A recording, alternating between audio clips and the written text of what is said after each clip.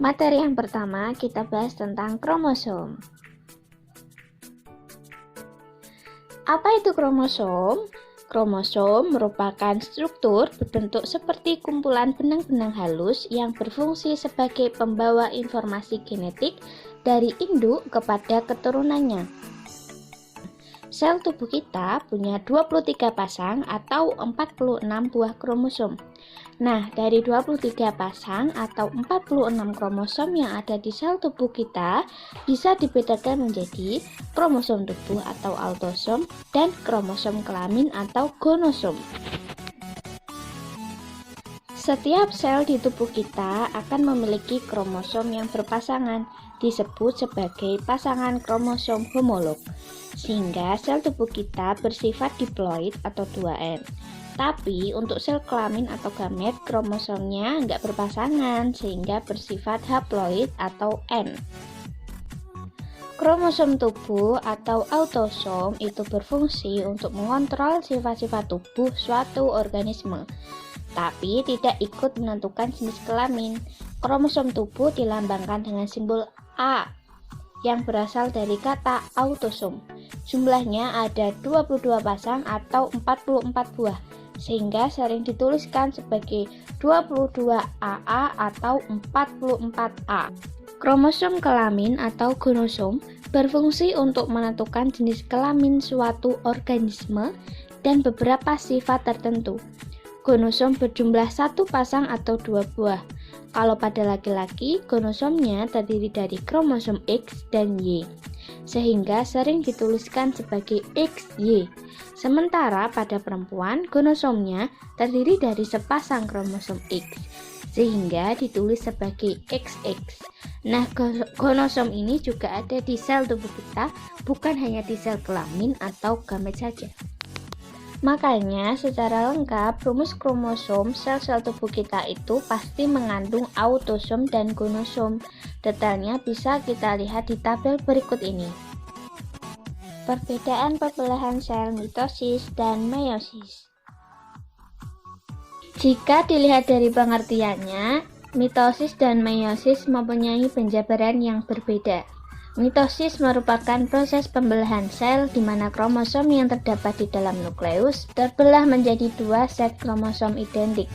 Sementara, meiosis merupakan proses pembelahan sel dengan mengurangi jumlah kromosom menjadi setengahnya dan terjadi di setiap reproduksi seksual.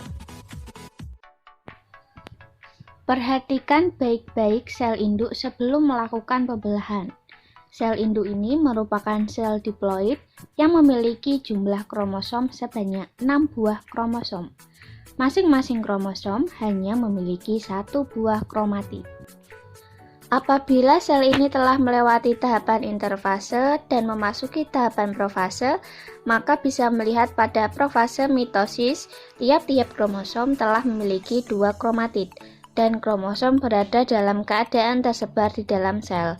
Sedangkan pada profase 1, meiosis 1, kalian dapat melihat bahwa tiap-tiap kromosom berpasangan dengan sesama homolognya. Akibat terjadinya pemasangan sesama kromosom homolog ini, dapat terjadi peristiwa yang namanya sinapsis, yang diikuti dengan peristiwa pindah silang antara kromatid pada kromosom homolog. Selanjutnya, perhatikan formasi kromosom pada metafase mitosis. Pada metafase mitosis, kalian bisa melihat tiap-tiap kromosom dengan 2 kromatin berbaris satu persatu pada bidang ekuator.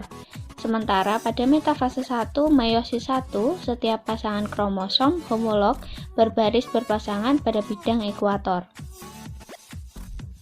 Ingat kembali, setelah metafase mitosis, maka terjadilah anafase mitosis.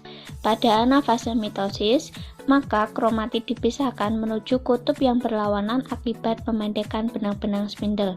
Sementara pada anafase 1, meiosis 1, yang dipisahkan menuju kutub yang berlawanan adalah pasangan kromosom homolognya. Dengan demikian, jika kita kembali pada pembelahan mitosis, apabila anafase mitosis telah selesai, yang dilanjutkan dengan telofase dan sitokinesis, maka terbentuklah 2 sel anakan yang memiliki jumlah kromosom yang sama persis dengan sesamanya dan sama persis dengan sel induknya. Sedangkan apabila metafase 1 ini telah dilanjutkan dengan anafase 1 dan dilanjutkan dengan telofase 1 dan sitokinesis, maka terbentuklah dua sel anak yang masing-masing memiliki 3 buah kromosom. Selanjutnya kita dapat melihat pada sel induknya memiliki 6 buah kromosom. Apabila kedua sel ini melanjutkan pembelahan meiosis 2-nya, maka hasil akhir dari meiosis 2 itu adalah terbentuk 6 sel anakan yang masing-masing memiliki 3 buah kromosom. Dapat kalian lihat tiap-tiap kromosom hanya memiliki 1 kromatid dan jumlahnya adalah 3. Sementara sel induknya adalah memiliki 6 buah kromosom masing-masing dengan 1 kromatid, sedangkan sel anaknya memiliki 3 buah kromosom masing-masing dengan 1 kromatid. Jika dilihat dari jumlah anakan, pada pembelahan mitosis akan menghasilkan 2 sel anakan. Sel anakan ini berasal dari 1 sel yang membelah menjadi 2 sel. Sedangkan pada pembelahan meiosis akan menghasilkan 4 sel anakan. Sel anakan ini berasal dari 1 sel yang membelah menjadi 2 sel, kemudian 2 sel tersebut akan membelah lagi masing-masing menjadi 2 sel, sehingga total ada 4 sel anakan. Ditinjau dari tempat terjadinya, pembelahan mitosis terjadi pada sel tubuh atau sel somatik. Sel tubuh adalah sel dari semua bagian tubuh kita kecuali sel gamet. Lalu apakah sel gamet tidak mengalami pembelahan? Tentu saja terjadi, akan tetapi proses pembelahannya adalah pembelahan meiosis. Berdasarkan fungsinya, pembelahan mitosis berfungsi untuk pertumbuhan, regenerasi, dan reproduksi aseksual. Dahulu kita hanya berupa zigot, tetapi saat ini kita sudah dewasa, tumbuh besar dan tinggi. Hal ini terjadi karena sel di tubuh kita terus melakukan pembelahan sehingga sel kita bertambah banyak. Akibatnya tubuh kita menjadi bertambah besar. Selain itu, pembelahan mitosis berfungsi untuk regenerasi sel. Pernahkah tubuh kita terluka, tetapi beberapa saat luka itu sembuh dan tubuh kita kembali hampir seperti semula? Itulah contoh dari regenerasi sel.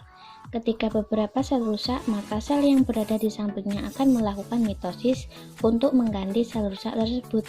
Nah, khusus untuk makhluk bersel satu seperti bakteri, mereka melakukan reproduksi dengan cara membelah diri menjadi 2, di mana sel anakan mempunyai sifat yang sama dengan induk.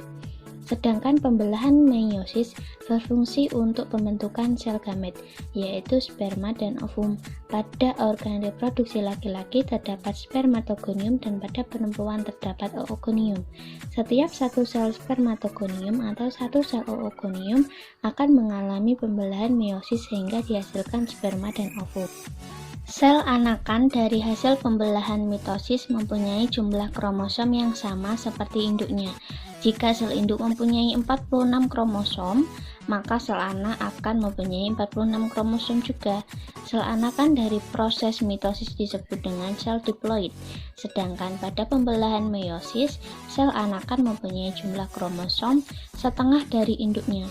Jika sel induk mempunyai 46 kromosom, maka sel anak akan mempunyai 23 kromosom.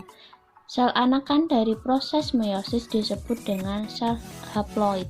Replikasi DNA pada pembelahan mitosis terjadi pada interfase, yaitu sebelum tahap profase. Sedangkan replikasi DNA pada pembelahan meiosis terjadi pada interfase sebelum tahap profase 1 dimulai. Proses interfase pada meiosis umumnya lebih lama daripada interfase pada mitosis. Pada pembelahan mitosis, hanya terjadi sekali sel membelah.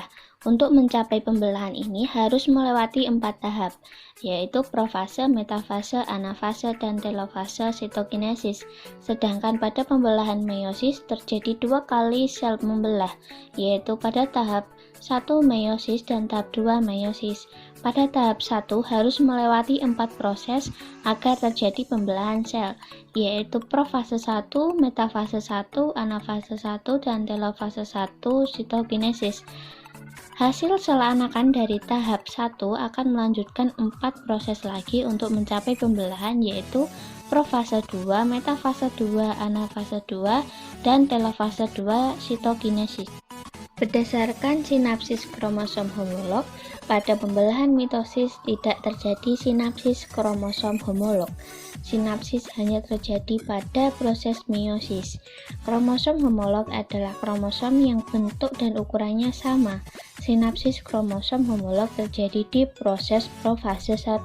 Pindah silang gen hanya terjadi pada pembelahan meiosis. Ketika kromosom-kromosom homolog saling berpasangan, maka akan terjadi pertukaran material genetik antara kromosom melalui kiasmata yang menghubungkan pasangan kromosom itu. Pemisahan sister kromatid. Pada pembelahan mitosis, sister kromatid akan dipisah pada tahap anafase. Masing-masing bagian akan ditarik menuju kutub sel.